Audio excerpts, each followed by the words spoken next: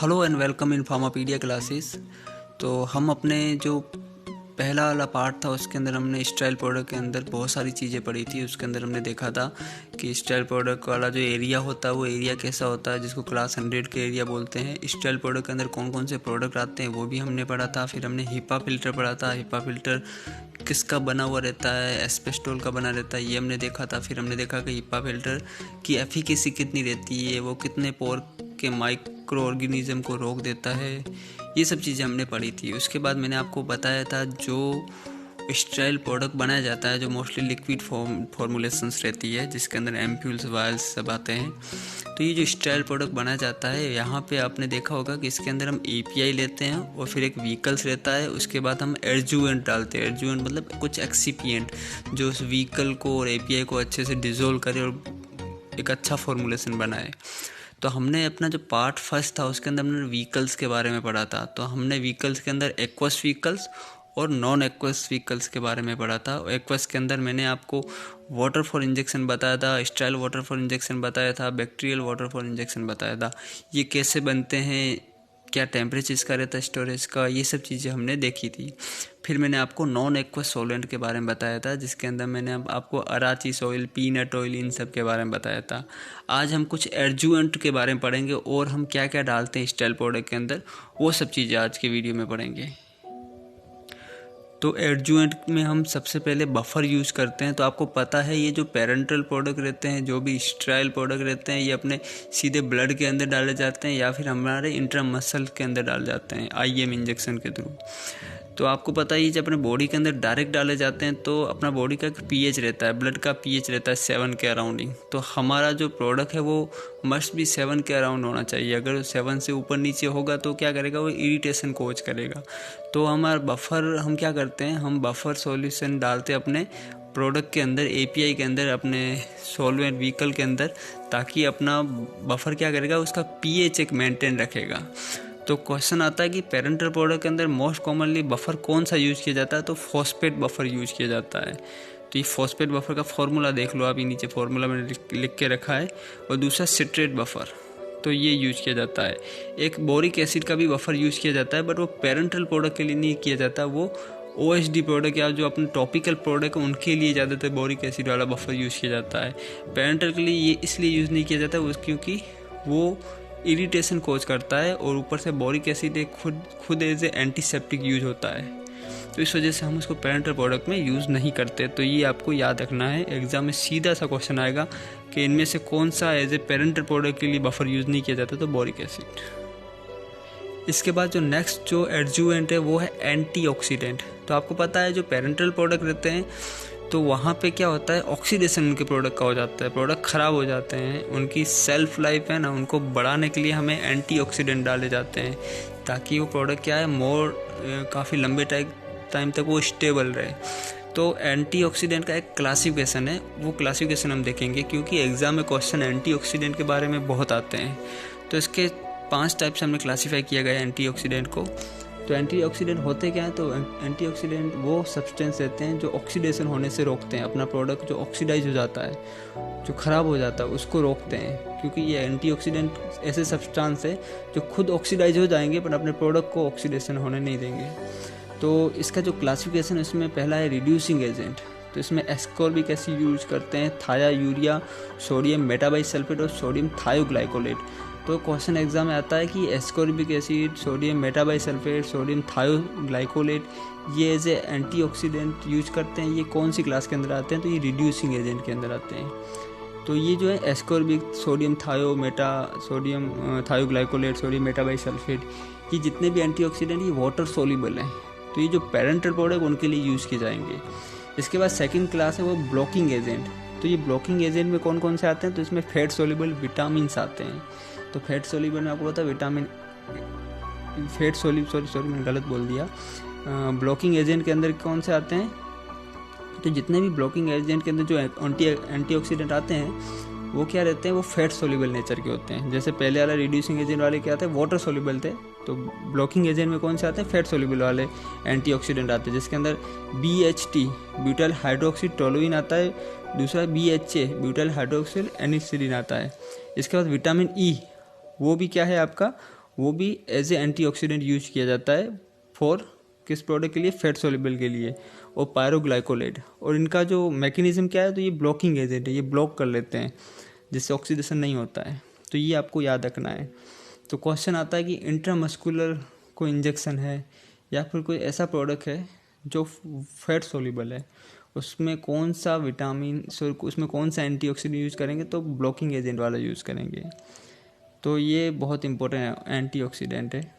और इसके बाद जो नेक्स्ट है वो है सिनर्जिस्टिक एजेंट, वो भी एंटीऑक्सीडेंट आते हैं।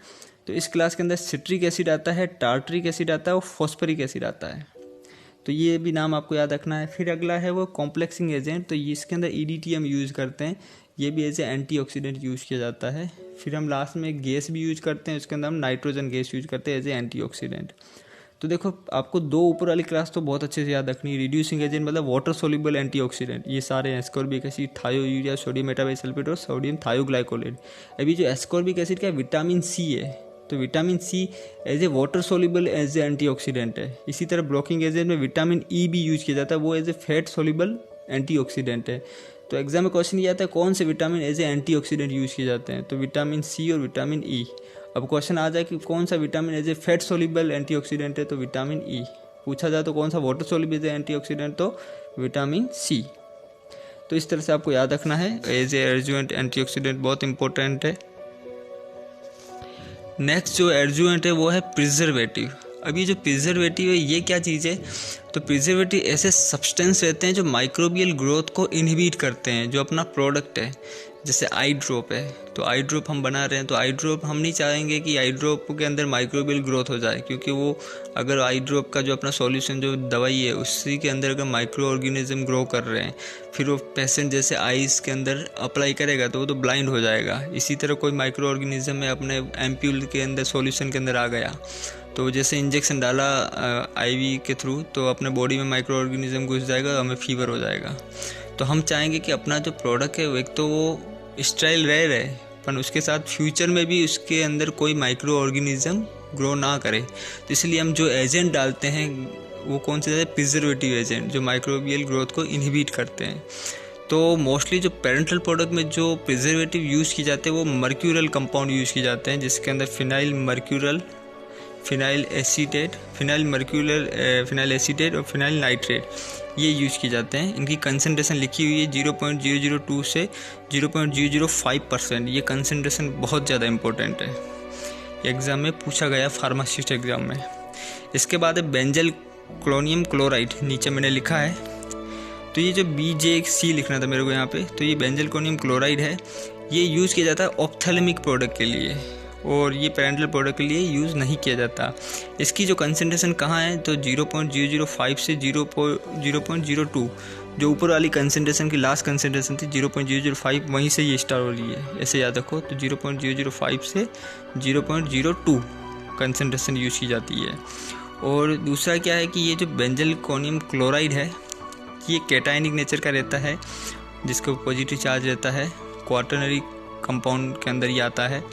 तो ये जो बेंजल क्लोनियम क्लोराइड है ये कहाँ यूज़ नहीं किया जाता, तो ये कहाँ यूज़ नहीं किया जाता, जहाँ पे ड्रग के अंदर अमीनो ग्रुप है, किसी ड्रग के अंदर नाइट्रो ग्रुप है, किसी ड्रग के अंदर सैलिसिलेट ग्रुप है, तो उस ड्रग के केस में बेंजल क्लोनियम क्लोराइड नहीं यूज़ किया जाता, क्योंकि ये इनकम्पेबिलिटी शो करता है।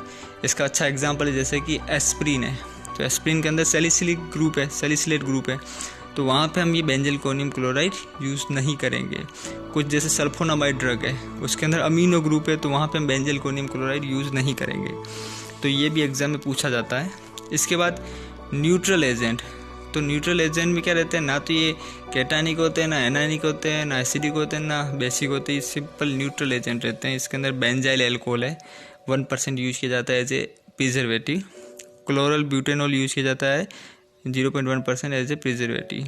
तो एग्जाम में क्वेश्चन क्या आएगा, phenyl mercuric compound use in parental as a, तो प्रिजर्वेटिव। बेंजल क्लोनियम यूज़ किया जाता है ऑप्थेल्मिक प्रोडक्ट के अंदर, पेरेंटल के अंदर यूज़ नहीं किया जाता।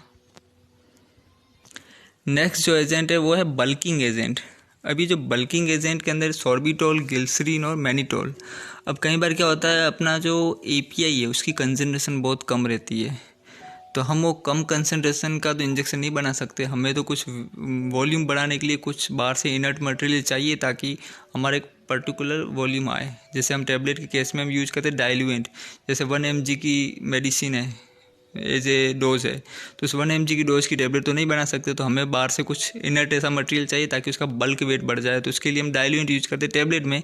इसी तरह पेरेंटल में हम क्या यूज करते हैं, बल्किंग एजेंट। इसके अंदर हम सोर्बिटोल, ग्लिसरीन, मैनिटोल ये सब यूज किया जाता है। नेक्स्ट जो अपना एडजुवेंट है वो है टोनिसिटी मॉडिफायर एजेंट। अभी जो टोनिसिटी मॉडिफायर एजेंट क्या है, तो इसमें पहला क्वेश्चन यही आता है, तो हम NaCl एज यूज़ करते हैं टोनिसिटी मॉडिफायर एजेंट। तो ये पहला क्वेश्चन है, ये जीपेट जैसे एग्ज़ाम में आता है। और दूसरी इंपॉर्टेंट चीज़ ये है कि ये टोनिसिफाई एजेंट है क्या, मतलब इसका मतलब क्या हुआ। तो इसका मतलब ये है कि हमारा जो पेरेंटल प्रोडक्ट है, जो अपना स्टेराइल प्रोडक्ट है, वो क्या हुआ, उसका जो ऑस्मोटिक प्रेशर है वो अपने ब्लड के ऑस्मोटिक प्रेशर से मैच करना चाहिए, मतलब उसके इक्वल होना चाहिए। जब ब्लड का और प्रोडक्ट का ऑस्मोटिक प्रेशर सेम रहता है, इक्वल रहता है, उसको हम बोलते हैं आइसोटोनिक कंडीशन। और दूसरी कंडीशन ये है कि सपोज अपना प्रोडक्ट है उसका ऑस्मोटिक प्रेशर ज़्यादा है, अपना ब्लड का ऑस्मोटिक प्रेशर क्या थोड़ा कम है, तो उस कंडीशन को हम बोलेंगे हाइपरटोनिक नेचर अपना प्रोडक्ट का। इसी तरह हम बोलेंगे अपना प्रोडक्ट हाइपोटोनिक नेचर का है और अपना जो ब्लड है वो उसका ऑस्मोटिक प्रेशर ज़्यादा है कंपेयर टू अपने प्रोडक्ट, तो उस कंडीशन बोलेंगे हाइपोटोनिक है अपना प्रोडक्ट का osmotic pressure compare to blood. तो हम चाहेंगे कि अपना जो प्रोडक्ट और ब्लड का जो ऑस्मोटिक प्रेशर इक्वल होना चाहिए, मतलब आइसोटोनिक कंडीशन होना चाहिए। क्योंकि अगर आइसोटोनिक कंडीशन नहीं होगी तो क्या होगा, इरिटेशन कोज होने लग जाएगी। सपोज करो अपना जो प्रोडक्ट है वो हाइपरटोनिक नेचर का है, तो उस केस में क्या होगा, अपने ब्लड के अंदर RBC, WBC जो सेल है इन सब का वाटर कंटेंट बाहर आ जाएगा और अपनी RBC और WBC सिंकेज हो जाएगी, वो मतलब वो दब जाएगी। और जस्ट इसका अपोजिट कंडीशन, सपोज करो अपना प्रोडक्ट हाइपोटोनिक नेचर का है, तो इसका मतलब ये होगा कि अपना जो प्रोडक्ट का जो वाटर है वो सारा, जो भी अपना सॉल्वेंट वाटर है वो सारा चला जाएगा अपने ब्लड सेल के अंदर, जिससे अपनी ब्लड सेल क्या हो जाएगी, ब्रस्ट हो जाएगी, मतलब टूट जाएगी, प्लाज्मोलिसिस हो जाएगा। तो इसीलिए हम चाहेंगे कि हमारा जो प्रोडक्ट वो हमेशा आइसोटोनिक होना चाहिए ब्लड के साथ। तो इसलिए हम क्या करते हैं कि अपना प्रोडक्ट आइसोटोनिक होता तो नहीं है, तो हम क्या करते हैं बाहर से NaCl डालते हैं, ताकि NaCl डाल के उसका ऑस्मोटिक प्रेशर क्या करते हैं, हम एडजस्ट करते हैं। तो हम ये जो NaCl कितना डालते हैं इसके लिए एक फॉर्मूला है जो मैंने नीचे लिखा है, परसेंटेज ऑफ NaCl रिक्वायरमेंट। फिर मैंने लिखा है 0.52 -A multiply concentration upon freezing point of 1% NaCl, जो कितना रहता है 0.58। तो ये फॉर्मूला क्या है, पहले इससे ऊपर हम पहले देख लेंगे। सबसे ऊपर मैंने लिखा है 0.9% NaCl is equal to isotonic with blood. तो ये बहुत इंपॉर्टेंट है कि 0.9% कंसनट्रेशन जो NaCl की रहती है वो हमेशा ब्लड के आइसोटोनिक रहती है। इसी को हम नॉर्मल सेलाइन बोलते हैं। एग्जाम में क्वेश्चन आता है नॉर्मल सेलाइन किसको बोलते हैं, नॉर्मल सेलाइन। तो 0.9% NaCl को हम क्या बोलते हैं, नॉर्मल सेलाइन बोलते हैं। और ये हमेशा आइसोटोनिक रहता है ब्लड के साथ। 0.9% NaCl का इंजेक्शन आप अपने बॉडी के अंदर डाल दोगे तो आपको कुछ नहीं होगा।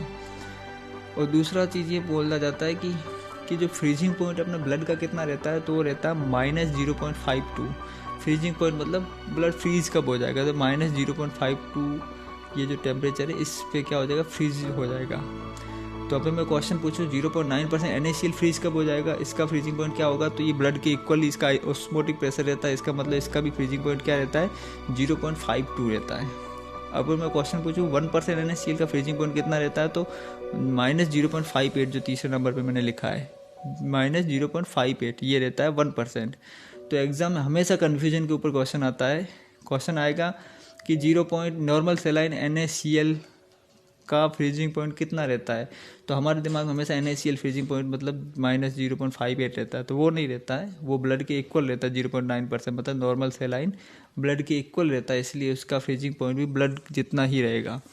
तो ये आपको याद रखना है। अब नीचे फॉर्मूला लिखा हुआ है, तो अभी ये वैसे मैं आगे पढ़ाऊँगा पोस्टोलॉजी में, फिर अभी दोबारा बता देता हूँ। सपोज करो कि अपना एक ड्रग है पिलोकार्पिन, उसका फ्रीजिंग पॉइंट है -0.26, -0.26 ये उसका फ्रीजिंग पॉइंट है। तो मतलब क्या है, उसका फ्रीजिंग पॉइंट ब्लड के फ्रीजिंग पॉइंट से क्या है, कम है। तो हमारा टारगेट ये रहेगा कि उसका फ्रीजिंग पॉइंट अगर मैं ब्लड के फ्रीजिंग पॉइंट इक्वल में कर लूँ कहीं से कुछ भी करके, तो वो क्या हो जाएगा, ब्लड के उसका ऑस्मोटिक प्रेशर ब्लड के ऑस्मोटिक प्रेशर के साथ क्या हो जाएगा, एडजस्ट हो जाएगा। तो हमारा टारगेट ये रहता है फ्रीजिंग पॉइंट को मैच करो। कैसे मैच करो, NaCl डाल के। तो यही फॉर्मूला है, ये बताता है कितना NaCl डालूँ ताकि उसका फ्रीजिंग पॉइंट ब्लड के फ्रीजिंग पॉइंट के इक्वल हो जाए। तो देखो फॉर्मूले में क्या है, 0.52 ये किसका ब्लड का फ्रीजिंग पॉइंट, माइनस ए क्या है तो पिलोकार्पिन का कितना फ्रीजिंग पॉइंट है, तो मैंने लिखा बताया था आपको 0.26। तो मैं यहाँ पे ए की जगह लिख लूँगा 0.26, माइनस वगैरह कुछ नहीं आएगा, सीधा 0.26। फिर मल्टीप्लाई कंसनट्रेशन पिलोकार्बिन कितनी यूज करें, सपोज करो 1% में यूज कर रहा हूँ तो यहाँ पे 1 लिखना है, डिवाइड करना है 0.58 से। फिर जो वैल्यू आएगी वही वैल्यू क्या रहेगी, percentage of NaCl requirement in over product. वो जैसे हम NaCl उतना अमाउंट डालेंगे तो उसका फ्रीजिंग पॉइंट अपने ब्लड के फ्रीजिंग पॉइंट के साथ मैच हो जाएगा, मतलब ऑस्मोटिक प्रेशर भी दोनों का क्या हो जाएगा, मैच हो जाएगा। तो अभी के लिए आप इतना ही याद रखो, और इसके साथ अपना ये ख़त्म होता है कि जितने भी एडजुएंट है जो हम स्टाइल प्रोडक्ट के अंदर डालते हैं वो सारे कंप्लीट हो गए। हमने सब कुछ पढ़ लिया, प्रिजर्वेटिव पढ़ा हमने, एंटीऑक्सीडेंट पढ़ा, बल्किंग एजेंट के बारे में भी पढ़ा, और अभी टोनिसिटी मॉडिफायर के बारे में भी पढ़ा। अब हम पढ़ेंगे कंटेनर के बारे में। तो आपको पता है कि जो भी स्टाइल प्रोडक्ट होते हैं वो कंटेनर के अंदर क्या होते हैं, उनको पैक किया जाता है। तो जैसे कि अपना IV प्रोडक्ट है इंट्रावेनस, तो उसका वॉल्यूम कितना होना चाहिए, मैक्सिमम कितना वॉल्यूम पैक किया जाता है कंटेनर के अंदर, तो 1 लीटर। तो आपने ग्लूकोज की बोतलें देखी होगी 1 लीटर की हॉस्पिटल के अंदर। इसी तरह IM जो इंजेक्शन आता है उसका वॉल्यूम कितना रहता है, तो 3 to 5 ml। इसी तरह सबक्यूटेनियस रूट का जो इंजेक्शन उसका कितना वॉल्यूम रहता है, 1 ml रहता है। इसी तरह इंट्राडर्मल है उसका जो वैक्सीन वगैरह लगाते हैं उसका वॉल्यूम कितना रहता है, 0.2 ml रहता है। छोटा सा इंजेक्शन जो आपने कोविड वैक्सीन वाला भी लगाया होगा। नीचे लिखा है कि मल्टी डोज कंटेनर है। मल्टी डोज कंटेनर का मतलब क्या हुआ, मतलब ज़्यादातर जो पेरेंटल प्रोडक्ट आते हैं वो क्या था, 1 शॉट में इंजेक्शन में ख़त्म हो जाते हैं, मतलब आपने एम्पिल तोड़ा, इंजेक्शन में भरा, लगाया, ख़त्म। पर मल्टी डोज कंटेनर क्या रहता है कि कुछ लोगों की सर्जरी होती है, हॉस्पिटल में वो एडमिट होते हैं, तो उनको क्या है कि जैसे अमोक्सिलिन का मल्टी डोज का कंटेनर आता है, उसमें क्या करते हैं कि जो नर्स है वो बड़ा कंटेनर होगा अपने इंजेक्शन का, उसके पाउंडर होगा, उसके अंदर वाटर पर इंजेक्शन डाल के एक बड़ा सॉल्यूशन बना के रख देगी एक साथ 30 ml का। फिर वो क्या करेगी, हर एक 2-2 घंटे में आके इंजेक्शन उसी बोतल में भरेगी और लगाएगी, तो वो बोलते हैं मल्टी डोज कंटेनर। तो मल्टी डोज कंटेनर में मैक्सिमम डोज 10 डोज लगा सकती है, उससे ज़्यादा डोज नहीं लगाते। एज ए फार्मासिस्ट में से क्वेश्चन आते हैं, इसलिए मैं आपको बता रहा हूँ। अब देखेंगे ये जो कंटेनर वगैरह यूज करते हैं ये किसके बने रहते हैं, तो जैसे कि पॉलीप्रोपाइलिन या और लेप्टोस्पाइरा।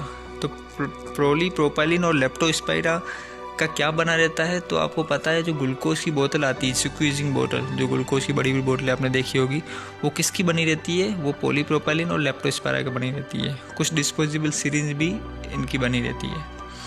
इसके बाद है पॉलीविनाइल।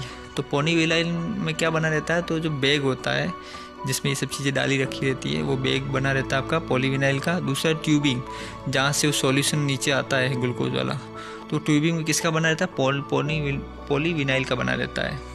पर अगर अपना प्रोडक्ट इंसुलिन है उस केस में हम पॉलीविनाइल यूज़ नहीं करेंगे, क्योंकि इंसुलिन रिएक्ट करता है पॉलीविनाइल के अंदर, तो इसीलिए हम वहाँ पैकिंग, ऐसे प्रोडक्ट की पैकिंग ऐसे मटेरियल के साथ नहीं करेंगे। इसके बाद है पॉलीस्टाइरिन। तो पॉलीस्टाइरिन डिस्पोजेबल सिरिंज आजकल यूज़ की जाती है, वो बनी रहती है किसकी, पॉलीस्टाइरिन की।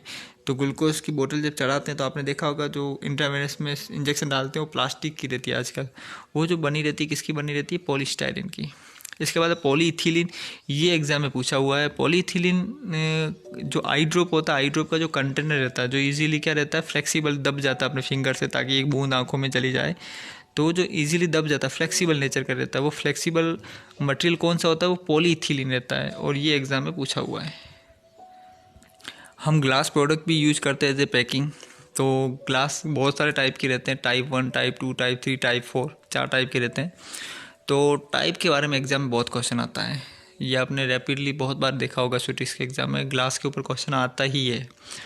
तो ग्लास का जो कंटेनर रहता है वो टाइप 1 वाला जो कंटेनर है उसके बारे में क्या क्या इंपॉर्टेंट चीज़ें वो पढ़ेंगे।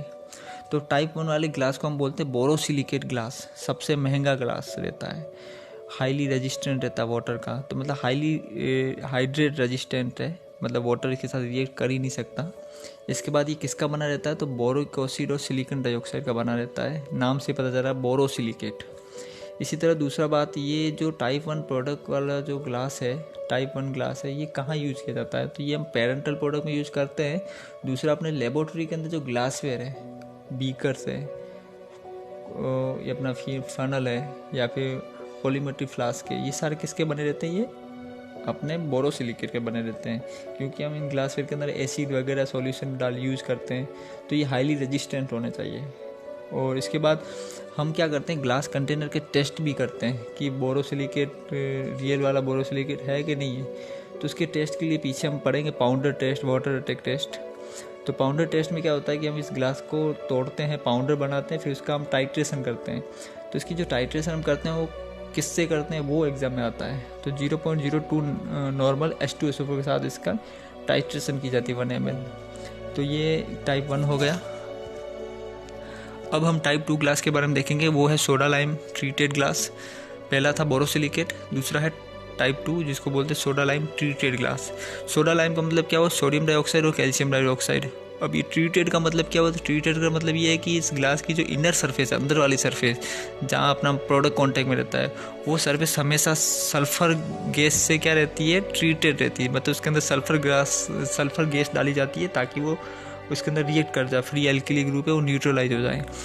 तो इसलिए सल्फर ट्रीटेड ग्लास बोलते हैं इसको सल्फर ग्लास भी बोलते हैं।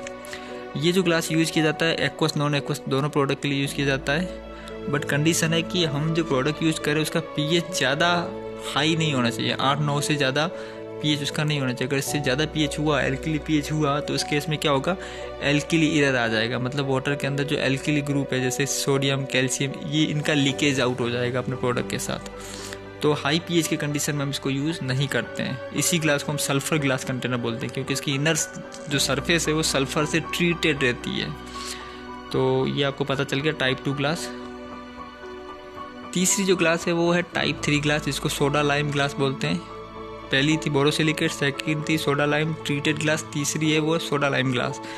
ये बोरिक एसिड सिलिकॉन डाइऑक्साइड का बना रहता है और ये यूज़ किया जाता है ज़्यादातर पाउडर सॉलिड मटेरियल के स्टोरेज के लिए। और ऊपर वाले 2 ग्लास थे वो लिक्विड मटेरियल के स्टोरेज के लिए यूज़ किया जाता है, ये सॉलिड के लिए यूज़ किया जाता है। ये एग्जाम में क्वेश्चन पूछा जाता है। टाइप 4 है वो नॉर्मल ग्लास है जो अपने घरों में खिड़कियों बिड़कियों में लगा रहता है, घरों के बर्तनों में जो होता है ग्लास कंटेनर, वो रहता है टाइप 4 कंटेनर जो नॉर्मल पर्पज़ के लिए यूज़ किया जाता है। ये चारों ही ग्लास है बहुत इंपॉर्टेंट, स्पेशली टाइप 2 टाइप 1 वाला, इसके बारे में एग्जाम में बहुत बार क्वेश्चन आया है, वो हर बार आता है ये क्वेश्चन, तो इसको तो याद करना ही है। अब हम पढ़ेंगे ग्लास इवोल्यूशन टेस्ट के बारे में। तो अभी हमने 4 टाइप के ग्लास देखे, उन ग्लास की एफिकेसी चेक की जाती है, वो ग्लास कितने टाइप के अच्छे हैं, वाटर रेजिस्टेंट है कि नहीं है, बोरोसिलिकेट मतलब बोरोसिलिकेट टाइप का ग्लास है कि नहीं है, ये सब चेक किससे किया जाता है, तो इसका एवोल्यूशन टेस्ट रहते हैं। तो 2 टाइप के टेस्ट है, एक पाउंडर ग्लास टेस्ट है, दूसरा वाटर अटैक टेस्ट है। अभी जो पाउंडर ग्लास टेस्ट है ये किसके लिए यूज़ किया जाता है, ये एग्जाम में बहुत बार पूछा गया। तो टाइप 1, टाइप 3 और टाइप 4 इनके लिए यूज़ किया जाता है, बट टाइप 2 के लिए ये यूज़ नहीं यूज़ किया जाता, क्योंकि आपको पता है पाउंडर ग्लास कंटेनर के अंदर हम क्या करते हैं, हम ग्लास को तोड़ देते हैं, छोटा छोटा पाउंडर बनाते हैं। उसका पाउंडर बनाने के बाद हम क्या करते हैं, उस ग्लास का टाइट्रेशन कराते हैं 0.02 नॉर्मल H2SO4 के साथ क्या करते हैं, टाइट्रेशन करते हैं। उससे हमें रिजल्ट से हमें पता चलता है कि ये ग्लास कितना प्योर है और वो ग्लास कौन सा बोरोसिलिकेट है, सोडा लाइम है, कौन सा है। पर हम टाइप 2 के लिए इसलिए नहीं करते क्योंकि टाइप 2 में जो इनर सरफेस है वो सल्फ़र के साथ क्या रहती है, ट्रीटेड रहती है। अगर हम पाउंडर कर लेंगे तो सल्फ़र से ट्रीटेड है उसको कैसे चेक कर पाएंगे, तो इसीलिए हम ये यूज़ नहीं करते हैं। उसके लिए हम क्या यूज़ करते हैं, तो उसके लिए हम वाटर अटैक टेस्ट यूज़ करते हैं। अभी जो वाटर अटैक टेस्ट है इसके अंदर हम क्या करते हैं, उस जो ग्लास कंटेनर उसके अंदर क्या होता है, पानी डाल देते हैं, फिर उस पानी से हम सेक करते हैं 3-4 बार, सेक करते हैं। सेक करने के बाद उस पानी को कलेक्ट करते हैं, फिर हम क्या करते हैं, इस वाटर का टाइट्रेशन करते हैं H2SO4 के साथ। तो वो कौन सा हो गया, वाटर अटैक टेस्ट। ये जो वाटर अटैक टेस्ट है ये ग्लास टाइप 2 के लिए यूज़ किया जाता है, ये आपको पता होना चाहिए। तो फाइनली हमने क्या किया है कि हमने स्टाइल प्रोडक्ट का मैक्सिमम पोर्शन सारा पढ़ लिया है। अभी थोड़ा सा बाकी रह गया, वो है अपना जो एम्पुल्स हैं इनकी सीलिंग कैसे की जाती है, वायल्स के बारे में पढ़ना है, और इसके बाद वो जो क्लोजर रहते हैं ढक्कन जो कैप उनके बारे में पढ़ना है, जिसमें जो रबड़ यूज़ किया जाता है, कितने टाइप का रबड़ रहता है, क्या क्या कंपोनेंट यूज़ किए जाते हैं रबड़ के अंदर, वो सब पढ़ेंगे। तो फाइनली अपना पेरेंटल स्टाइल प्रोडक्ट कंप्लीट हो जाएगा। फिर हम पढ़ेंगे एरोजोल, फिर हम स्टार्ट करेंगे posology. Thank you so much मेरा वीडियो देखने के लिए। शेयर करो, सब्सक्राइब करो मेरे चैनल को, अगर आपको अच्छा लगे तो कमेंट भी करो। Thank you.